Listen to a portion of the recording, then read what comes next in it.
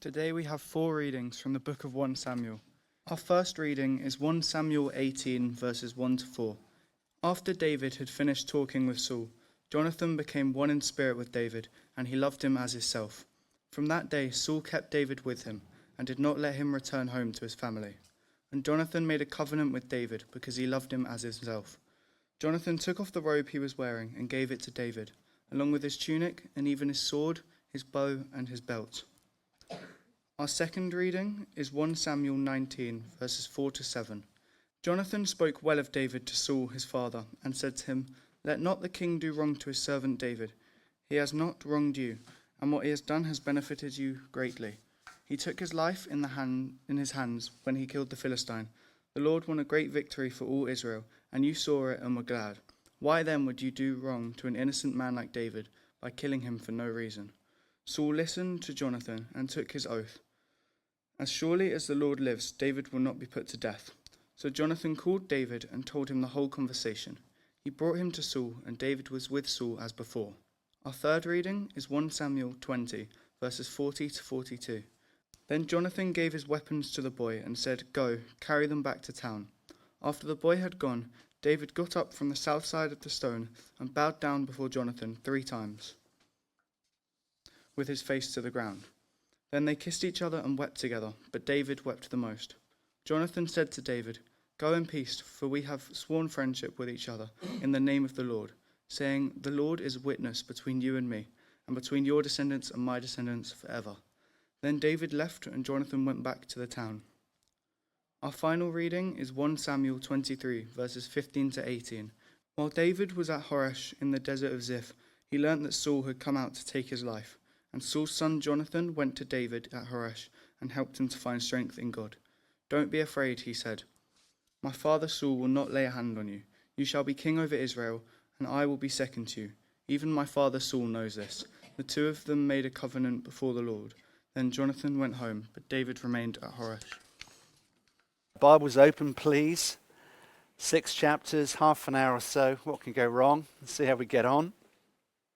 This morning we're going to do something different. We're just going to put on a thread, a theme that you find in the 6 chapters, 18 to 23 of the book of 1 Samuel. And it's on the theme of friendship. Friendship. Here's the irony, and it's a profound one. We live in the most electronically connected age than ever before, and yet we are the most lonely age than ever before. That's an irony. One of the offshoots of COVID-19 and the lockdown, was it 3 or 53 lockdowns that we endured during that time, is that loneliness was seen as the big deal that it is. Slogans came out, loneliness kills, and it can do, and it does, sadly. But alongside the sadness, and there's a mass of graphical data I chose not to present you with, but it's there.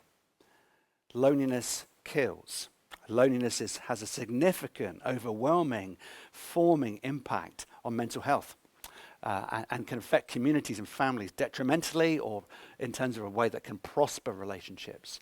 What we've got before us is an increasing rediscovery of the importance of friendship in our society. We see it in many ways. And against the sadness in the backdrop of COVID-19 and loneliness being a killer, we've got before us in the Bible this theme of Jonathan and David, which is perhaps the most prominent friendship in the Bible as a whole outside of Jesus and his disciples. So we want to have a look at it and study it across this mass of sentences and chapters and literature. So this is one of the most famous friendships in the Bible as a whole. And I wanted to look at these multiple texts. We're going to put them together. We're going to have a little bit from Proverbs as well. And we're going to see if we can get a biblical formed picture of what friendship is and why it's so important. Here we go. Number 1, the importance of friendship. There's a summary slide. It's on the screen just to kind of put together. I'm just going to talk through this now. You might want to take a photo of it. But this is what's been building in the book of 1 Samuel. In 1 Samuel chapter 17, David slays Goliath. That's the really famous epoch, the high point of the life of David. But at the beginning of chapter 18 that Reuben read so clearly, we've got 2 men. we've got Saul and we've got Jonathan, and they both respond to David in a certain way that reveals their heart. They both respond to David, who is God's future anointed king. He's waiting for the kingship of Israel. Jonathan chooses to embrace David. We saw this last week. He loves him, verse 1, verse 3 of chapter 18. He loves him as his own soul. We're going to think about that and what that means. He makes a covenant. He cuts a covenant with him. A covenant of love, a covenant of friendship, a covenant of commitment. He, in ancient Near Eastern language, gives his crown to David, and he does it by, you can see in sentence 3, 4, 5 of chapter 18, he gives him his robe, he gives him his tunic, he gives him his sword, the hilt, he presents it to him, placing him under threat, but also entrusting his life to David. That's his response to David, God's future anointed king. We saw that last week, but then there's Saul, and we touched on this last week as well. Saul envies where Jonathan enjoys, we could say. We're not quite sure how long David is in Saul's royal court for. Verse 2 of chapter 18 says, from that day, Saul kept David with him and did not let him return to his father's house. So he's there like being a courtier in Henry VIII's court. But this time David is with Saul, enjoying his company at this stage. Perhaps Saul is looking enviously, keeping a close eye on his enemy. But as we continue, we see that the battlefield was not in the valley with Goliath. The battlefield for Saul and in his heart and in his spirit is in the royal court. He's fighting not against Goliath. Saul is fighting against David. And so covertly, overtly, he wants to take David out. He wants to put him in the front line of warfare. He's hoping that the spear, that could be Goliath's spear, but that's another sermon, the spear that he's got his hand on throughout the narrative, he wants to pin David to the wall. In other words, he wants to put a spear through his head. He wants to take him out. These two responses.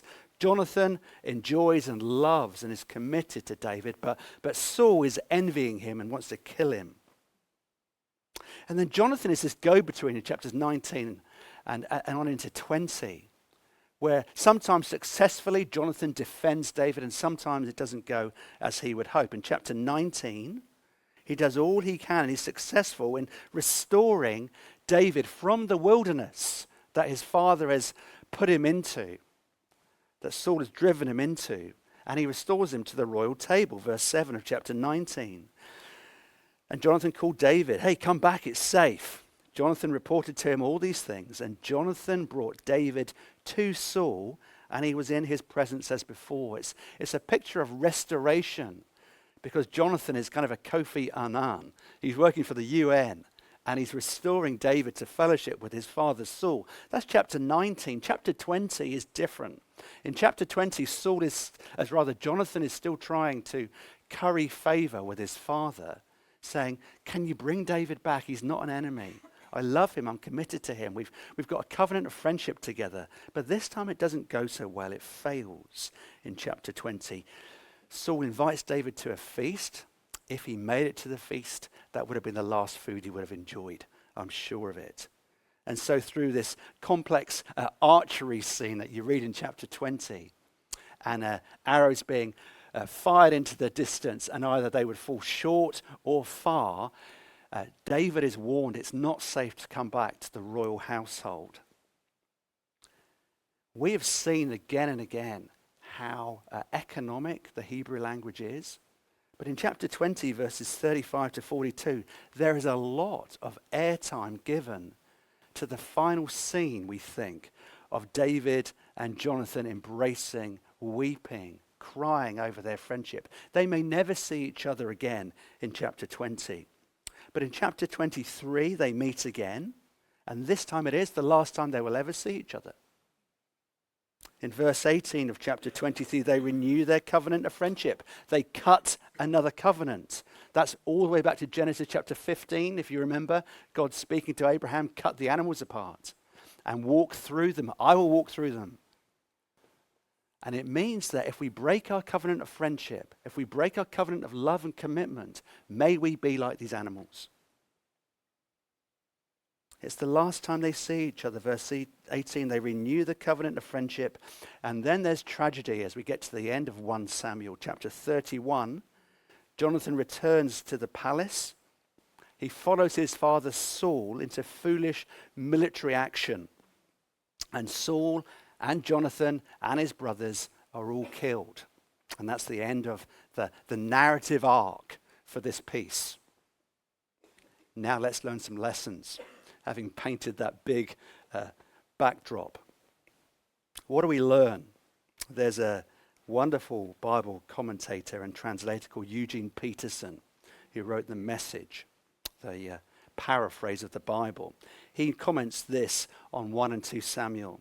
He says it's interesting to note at the beginning of this narrative, chapter 18, verse 3, and at the beginning of their relationship together, Jonathan and David are so committed to one another, they want to give structure to the love they have for one another, that they cut a covenant. It's not a cut through a hand like you would see in the Indian tribes, the Native Americans of America. This is cutting animals in two, as we have read in Genesis chapter 15. It's repeated at 23 verse 18. They renew the covenant. And these two covenants, beginning and end, form bookends. They form bookends of the most dangerous time in the life of David. He's young. He's vulnerable. Saul wants to take him out. He's living in the royal court, and yet he's dodging spears to his head. It's crazy as Saul is unraveling. But this friendship, these two covenants made at the beginning, chapter 18, renewed at the end, they form and frame the narrative and the significant part of the life of David. They bracket the evil. They bracket the struggle. They bracket the difficulty and the perilous time in the life of David. And the friendship that David has and is given with Jonathan from God to sustain him through it. That's the point. Proverbs 17 says, a friend loves at all times, and a brother is born for adversity. Here's the Bible logic. You'll never get through this life on this earth without adversity, struggle, death, decay, difficulty. We're just passing through. You'll never get through this life without adversity, but God gives us friends that will help us experience suffering and adversity and difficulty and danger in a way that we could not endure without them. So God gives us friends so that we can endure and persevere, hold up our hands, wipe tears from our eyes, laugh with us, text us for encouragement, bring us meals when we feel unwell, and all that stuff. Why is friendship such a big deal? Why do we need friends? I don't need friends. And by the way, there's a lot of male-centric comments from me this morning. That's intentional because men have a big problem with friendship. Women, please don't turn off. You need this less than us men. Please interpret yourself as encouraged by me, but also as a model for us blokes that we need to get our act together and listen to David and Jonathan in particular. But why do we need friendship? There's a cadence to the beginning of the Bible. There's a cadence, there's a rhythm to Genesis 1 and Genesis 2. God saw and it was good. God spoke and it was good. God saw and it was good. The first, the sixth, the seventh day, and it was good. There's one thing in the narrative of Genesis chapter 1 and 2 when God saw and it was not good. And it was the aloneness of Adam. Adam is in paradise, there's no sin, there's nothing wrong with the world, and yet Genesis 2:18 says God saw something that was not pleasing to him, that he knew Adam would not be able to persevere with in spite of, or in the absence of friendship. And so he speaks into being through the dust of the earth. He speaks into being a wonderful, suitable helpmate who is equal in dignity and worth and value and yet different.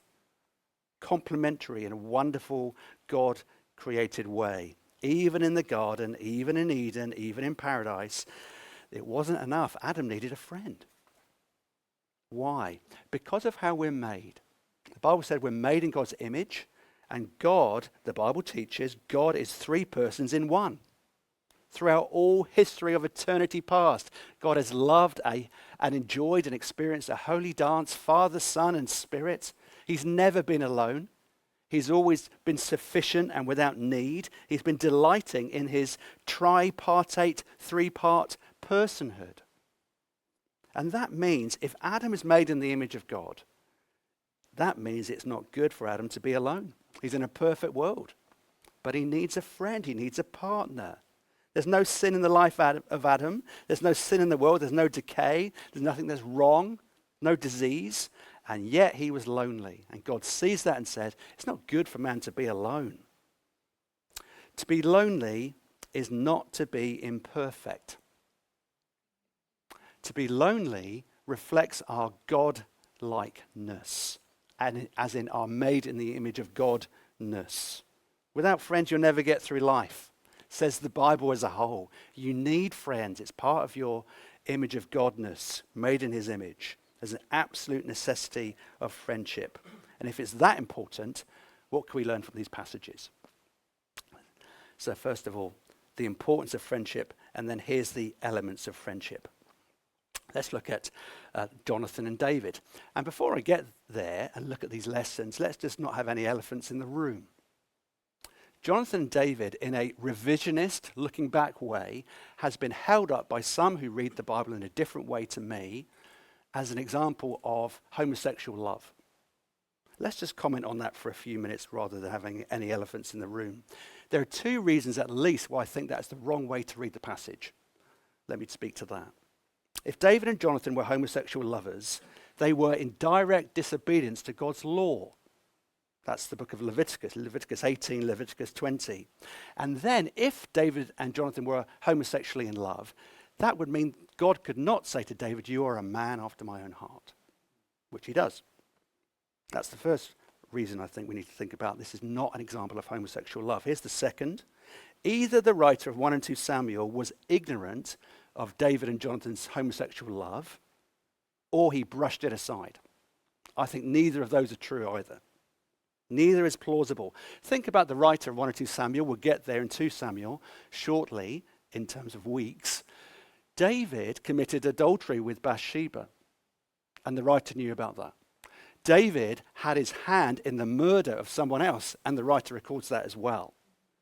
So we're not to say that if this was an example of homosexual love, that it was airbrushed out.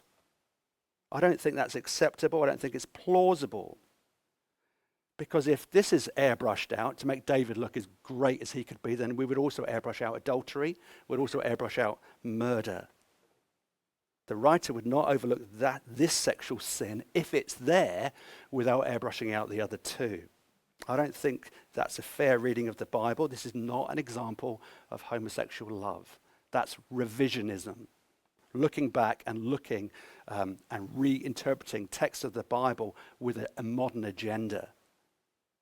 No, in these chapters, there's not a hint of their love being anything more or less than the strongest devotion of closest friends. Jonathan and David here and in other parts of the Bible reveal to us the essential elements of true friendship that we can all aspire to, men and women. This is not an example of homosexual love. Having said that, here are 3 elements of true friendship that I would love to see even more in our fellowship here at Emmanuel. Number 1, constancy. Here's the first element of friendship. Constancy. Look at 18:3 with me, 18 chapter 3. Jonathan and David make a covenant with each other. This is not the norm. It's not a formal covenant. It's giving structure to friendship and love. It's a formal bond of love. Because you can have a user relationship or you can have an unconditional relationship. A user relationship is this is what I get from you. An unconditional friendship is saying no matter what the cost, I'm in it for you. Doesn't matter what you ask of me. On the screen you can see the Amazon delivery person again. I single-handedly, I think, helped to Jeff Bezos' yacht. But just imagine this. When the Amazon delivery person comes to your home again, you get a knock at the door. Sometimes you get a smile from the person. Sometimes you get a grunt. Sometimes they say, can I have a photo? And I always pose, even if it's a big parcel, just to make them smile. We're friendly with the delivery person, right? Hopefully you're friendly, hopefully you're courteous with them, but that doesn't make us friends. Our relationship is transactional. I've delivered something to you, therefore I'm going to give it to you, and I need evidence that I've delivered the parcel to you, they say to me. But that's not a friend. What's a friend? Proverbs 18. There is a friend that sticketh closer than a brother, says the old King James Version. In modern parlance, there's a friend that sticks closer than a brother. You stick. Friendship is unconditional. It's not transactional. It's unconditional. You don't seek to use your friend to get to someone else. That's networking. That's not friendship. You're calculating how you can use someone in front of you to get to someone else. That's not friendship. That's networking. Jonathan was constant with David. You see it in chapter 18, 19, and 20. He's constant with David in his love and his commitment to the point of sacrificing his own agenda. So first of all, there's a constancy. A friend loves at all times. That's Proverbs chapter 17, verse 17. So there's a constancy and a commitment to the love that Jonathan and David have one for another. Here's the second ingredient, or second element. It's transparency. Transparency. You see this in Jonathan and David. Look at verse 3 of chapter 18 again. Jonathan made a covenant with David because he loved him as his own soul. It says that, verse 1 of chapter 18. It says it in verse 3 as well. The commentators say to love someone as your own soul is an image. It's an image. It's a metaphor of transparency. You hide nothing. You keep nothing back. You let someone into your own soul. They can see you. Nothing is off limits. And that means you are willing to make yourself vulnerable to someone else, knowing you might get hurt, knowing you might get let down. But transparency means letting someone in.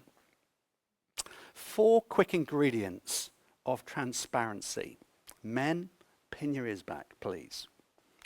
Friends are open about their feelings. Here's the first ingredient of transparency. Friends are open about their feelings.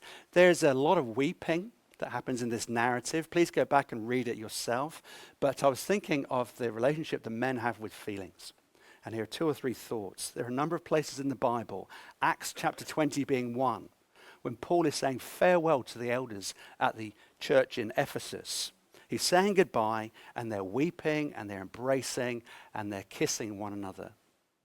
Here again, chapter 20, verse 41, Jonathan and David may never see each other again. I'm off. See you later. There's none of that. There's kissing, there's embracing, there's weeping, there's a general sense of yearning, not for this to be the last time that they see each other. Well, they're but just a load of sissies. What a bunch of wimps. Well, let me remind you, if you're thinking that, these 2 men are warriors. These 2 men are battle-hardened warriors. They were part of an age in history where you would live your life on the line whenever you went to battle. Battle was not remote. It was not controlled with a joystick and a drone. Battles were hand-to-hand combat. They were bloodthirsty. There is a brutality to ancient warfare that thankfully we see very rarely in the modern world. In other words, back then, real men, we need to be careful what we mean by that in the age of toxicity, but just trust me, real men were warriors. And they fought with their hands. And these men, real men, like David and Jonathan, 2041, they did not need to keep up a front. They did not need to hide their emotions. They were tough men of the battlefield. They knew their identity, and they could be open with their feelings. They could weep when they needed to. They could embrace, they could kiss other men, and so on. Now, there's some cultural differences for sure, but get the principle. Men, are we open with our feelings when we need to be? We live in an age when we're far less sure about who we are as men. The identity of men is under attack. But friends are open with their feelings. Therefore, please don't suffer alone. Ricky Hatton, the people's champion, died recently. He took his own life. It's tragic to read of that. His daughter at the funeral in Manchester said something like, "Dad, why didn't you tell us? Why did you suffer alone?" And then she went on to express her love for her father. Friends, men especially, be open with your feelings. Do not suffer alone. Get in contact with someone even today. When you're struggling, don't be afraid to let a friend in. Second point. Friends are open with everyday life. Don't dress up for a friend. This isn't quite from this passage. This is a principle from Proverbs, I think. Friends don't have to pretend.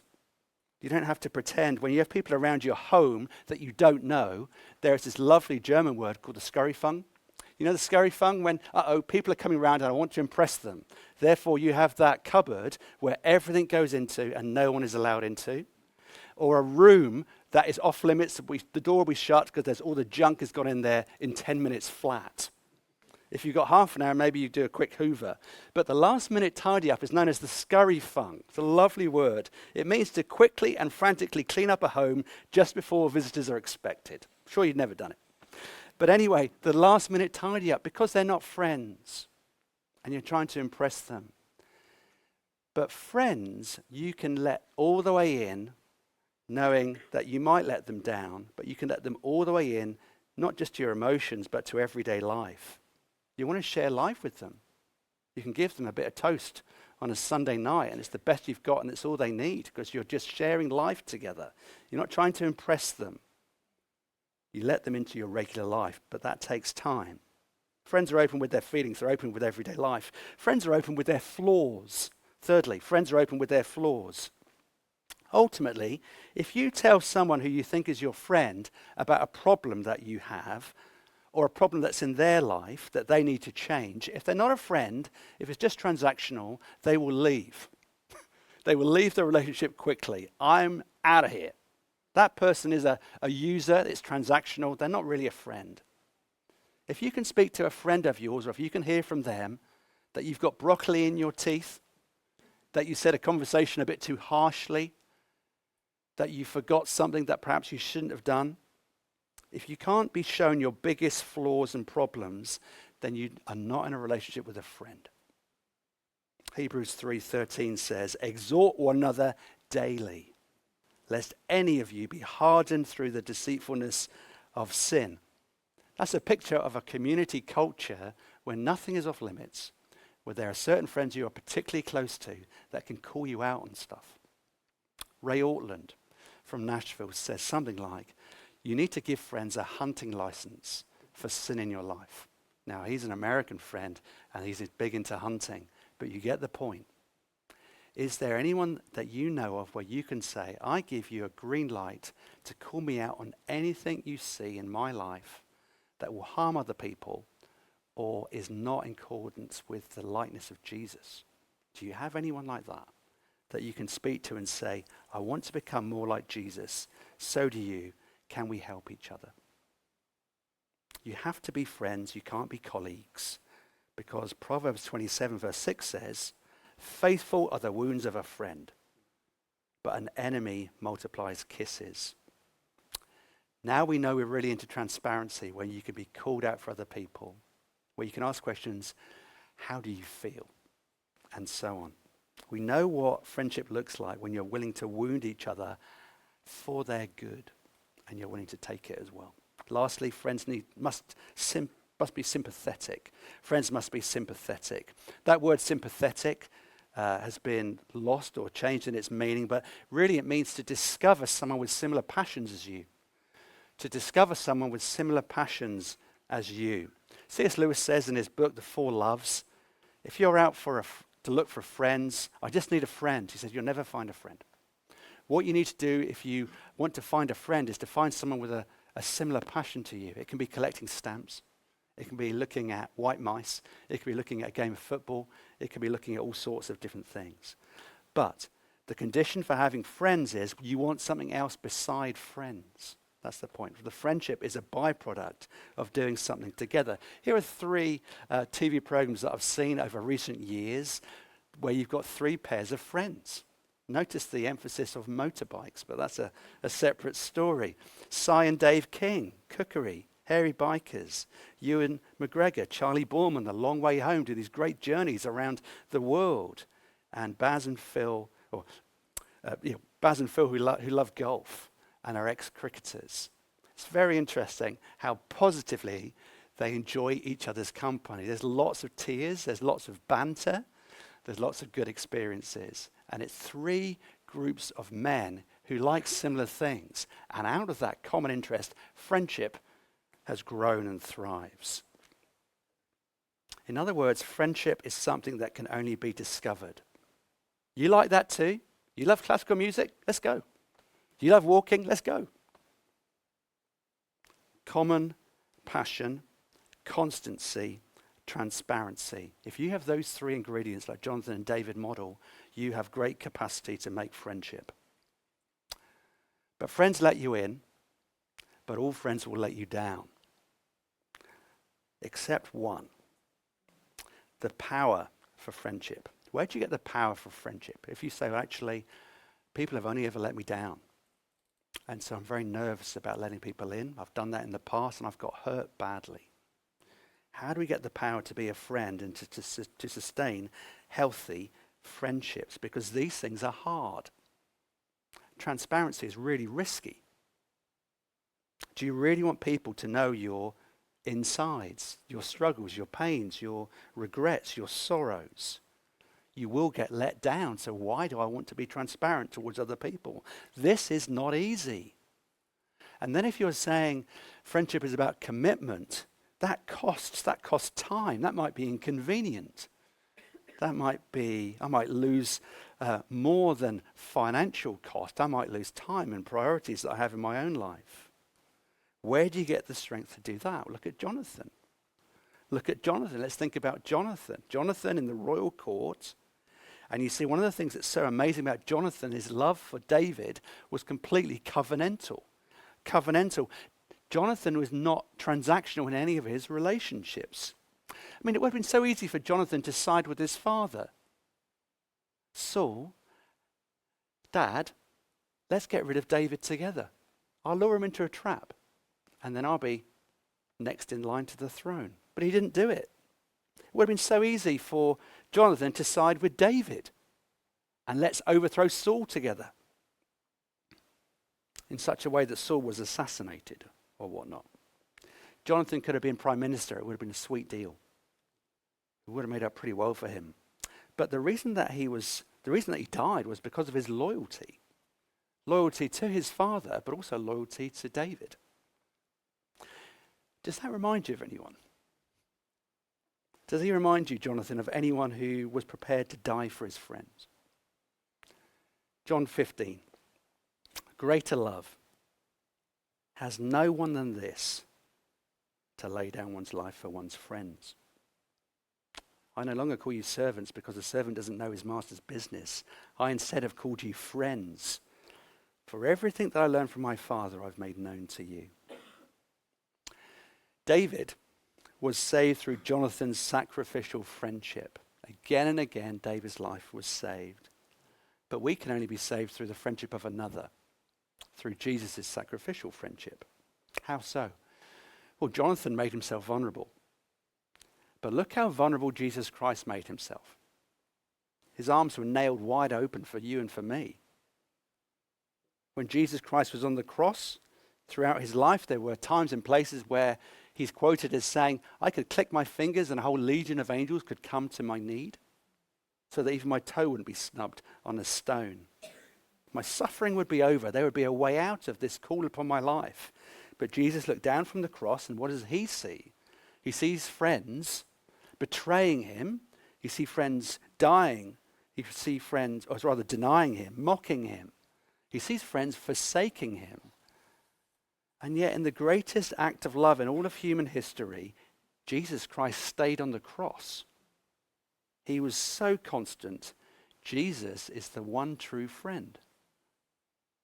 Now, do you believe that?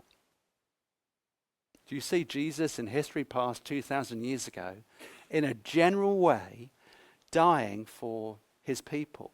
But it's general. Or do you see him dying for you?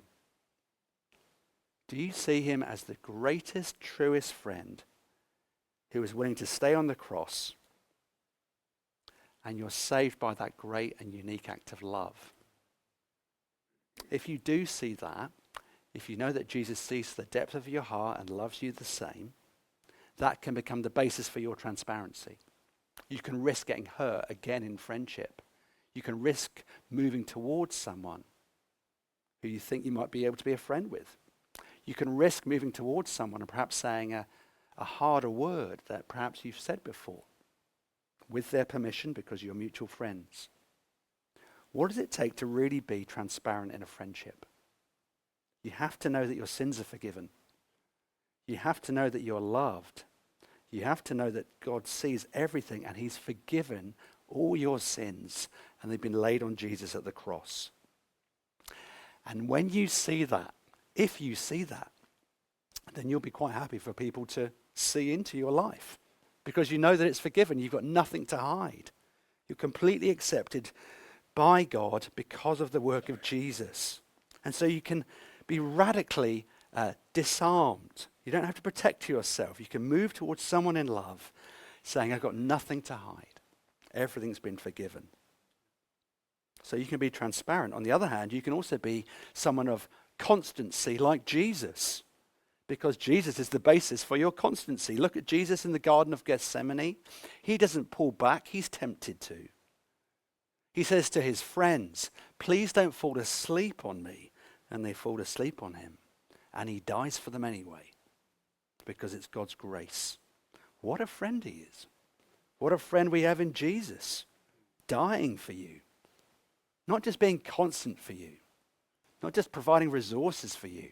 Not just pursuing you. He died for you. You have to say, if you laid down your life for me when I was letting you down, then I can now lay down my life for others and be their friends. Are you all looking for a friend? Here he is. And his name is Jesus.